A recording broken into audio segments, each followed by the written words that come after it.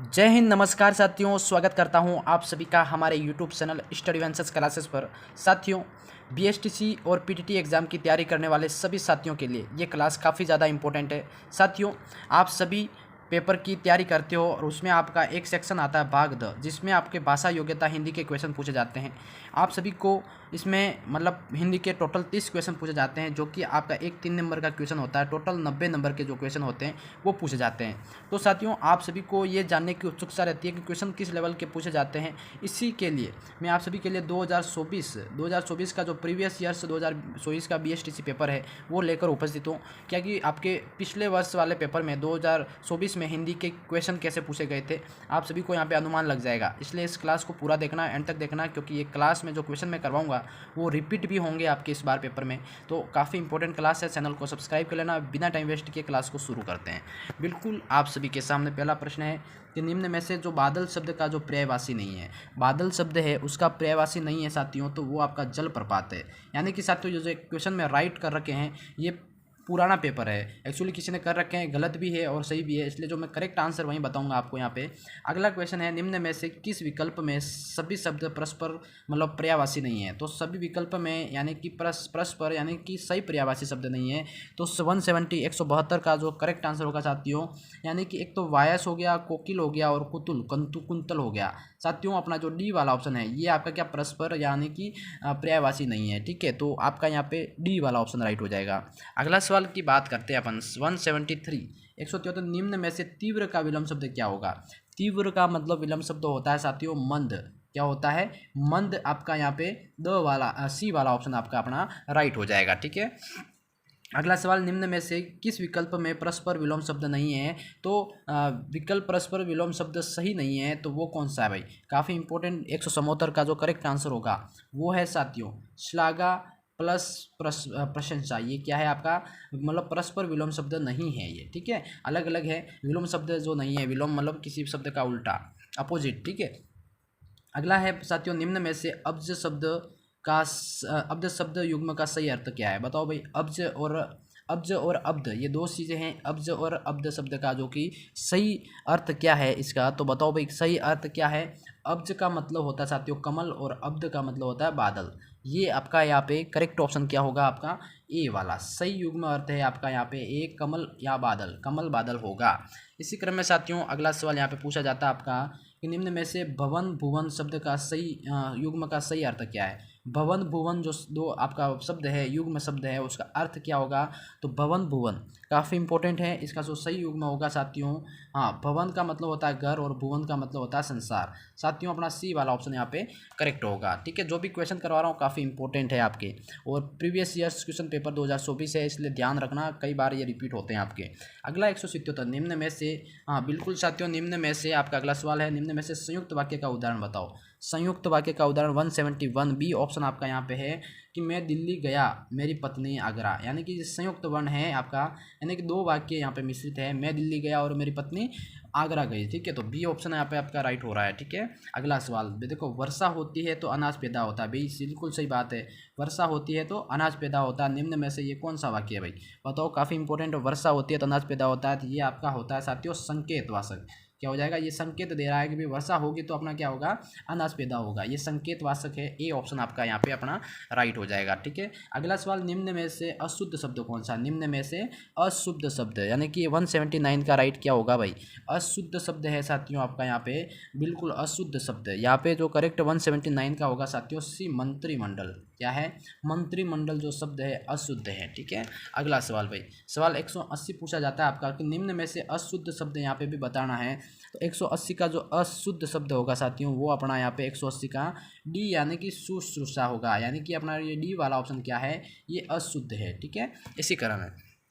अगला सवाल है कि निम्न में से कौन सा वाक्य शुद्ध है भाई? अब बताओ कौन सा वाक्य क्या है? शुद्ध है। तो शुद्ध वाक्य बताओ भाई इसमें। हाँ, काफ़ी इंपॉर्टेंट है। भाषा के मानकीकरण के लिए व्याकरण जरूरी है। ये क्या है?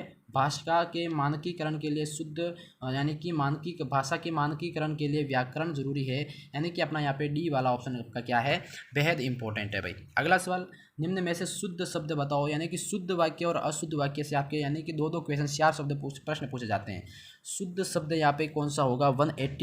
182 का भाई, 182 का जो शुद्ध शब्द होगा निरोग, कौन सा होगा, शुद्ध शब्द पूछा है निरोग। ठीक है, तो यहाँ पे डी ऑप्शन आपका यहाँ पे बहुत ही शुद्ध इंपॉर्टेंट राइट हो जाएगा।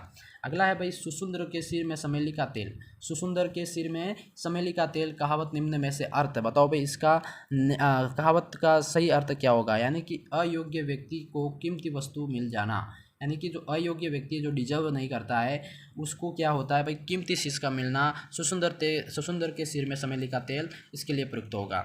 अगला सवाल यहाँ पे पूछा जाता है 184, बुद्धिहीन होने पर भी धनवान के लिए उपयुक्त, भाई बुद्धिहीन होने पर भी धनवान के लिए निम्न में से उपयुक्त है, तो साथियों आँख के अंधे गांठ के पूरे, क्या होगा यहाँ पे, आँख के अंधे गांठ के पूरे, यहाँ पे ए वाला जो ऑप्शन है वो आपका राइट होगा। अगला सवाल यहाँ पे भाई, निम्न में से अन्वेषण का संधि विच्छेद बताओ, अन्वेषण का संधि विच्छेद क्या होगा भाई, अनु प्लस एसन, बिल्कुल साथियों ये ए वाला ऑप्शन क्या है आपका यहाँ पे बेहद ज़्यादा इंपॉर्टेंट राइट होगा। ठीक है, अगला सवाल भाई, लोकोपयोग में निम्न में से कौन सी संधि है बताओ, लोकोपयोग में कौन सी संधि है साथियों बताओ, काफ़ी इंपॉर्टेंट सवाल आपके। लोकोपयोग में जो संधि है वो है आपकी गुण संधि, क्या है यहाँ पे, गुण संधि साथियों, ए वाला ऑप्शन अपना क्या है बेहद ज़्यादा इंपॉर्टेंट राइट है। ठीक है, 187 का सवाल, निम्न में से सही संधि विच्छेद बताओ, सही संधि विच्छेद क्या होगा 187 का, तो वो है साथियों यहाँ पे आपका दिग्विजय, यानी कि क्या होगा दिग्विजय, ये आपका होगा जो कि दिग्विजय के नाम से है। ठीक है, तो अपना यहाँ पे बी वाला ऑप्शन साथियों क्या है राइट हो जाएगा। अगला सवाल 188, निम्न में से जो पंचरत्न का जो सही समास विग्रह क्या होगा, पंचरत्न, 188 का जो राइट होगा साथियों वो होगा आपका यहाँ पे 5 रत्नों का समाहार, क्या होगा 5 रत्नों का जो समाहार है, यानी कि द्विगु समास होगा यहाँ पे, क्या है 5 रत्नों का समाहार, द्विगु समास, यानी कि पंचरत्न है आपका, बिल्कुल इंपॉर्टेंट सी ऑप्शन राइट है। अगला सवाल भाई, हाँ निम्न में से बहुव्रीहि समास का उदाहरण क्या होगा, बहुव्रीहि समास का उदाहरण 189 का, तो वो है साथियों बहुव्रीहि का त्रिनेत्र, क्या होगा त्रिनेत्र जो होगा वो आपका बहुव्रीहि समास का उदाहरण है। ठीक है, अगला सवाल है आपका कि निम्न में से जो स्व उपसर्ग है उसका युक्त शब्द कौन सा है, स्वयुक्त शब्द है साथियों 190 का, बिल्कुल साथियों स्व का जो करेक्ट आंसर होगा एक तो आपका यहाँ पे स्वेच्छा बी वाला होगा, बिल्कुल स्वेच्छा के अंदर जो बी वाला है उसमें भी स्व होगा, और आपका यहाँ पे डी वाला कौन सा है स्वक्रम, स्वप्न भी हो गया, ये आपके बी और डी जो है ये भी राइट है और ये भी राइट है। ठीक है, तो ये इस तरह के क्वेश्चन भी डबल राइट वाले पूछे जाते हैं, ध्यान रखना।